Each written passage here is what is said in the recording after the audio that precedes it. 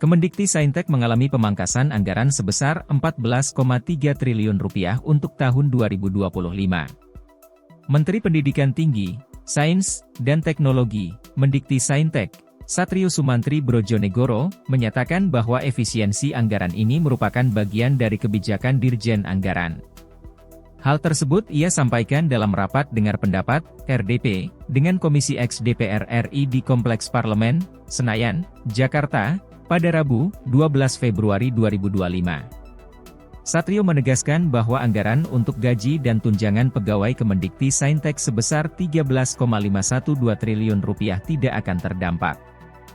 Namun, tunjangan bagi dosen non-ASN mengalami pemotongan sebesar Rp676 miliar dari anggaran awal Rp2,7 triliun. Ia berharap anggaran tersebut dapat dikembalikan ke jumlah semula agar tidak terkena efisiensi. Sementara itu, anggaran bantuan sosial, termasuk KIP kuliah, juga mengalami pemangkasan sebesar 9% atau sekitar Rp1,319 triliun dari total pagu awal Rp14,698 triliun.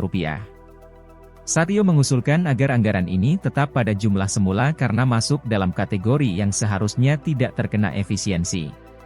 Pemotongan anggaran juga terjadi pada Beasiswa Pendidikan Indonesia, BPI, yang dipangkas sebesar Rp19,47 miliar atau 10% dari total pagu Rp164,7 miliar. Hal serupa dialami oleh Beasiswa Afirmasi Pendidikan Tinggi, ADIK, dan Beasiswa KNB, Kerjasama Negara Berkembang, yang masing-masing mengalami pemotongan sebesar 10% dan 25%.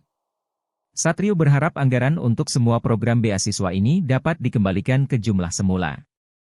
Selain itu, beasiswa untuk dosen dan pendidikan teknik dalam serta luar negeri yang semula berjumlah Rp236,8 miliar juga dipotong 25%. Kemendikti-Saintek berupaya agar anggaran ini tetap utuh demi mendukung pendidikan tinggi di Indonesia. Program Sekolah Unggulan Garuda juga terkena pemangkasan anggaran hingga 60% dari total Rp2 triliun.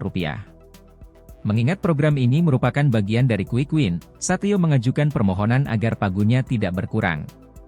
Bantuan Operasional Perguruan Tinggi Negeri, BOP, yang awalnya berjumlah Rp6,018 triliun juga terdampak efisiensi dengan pemangkasan sebesar 50%.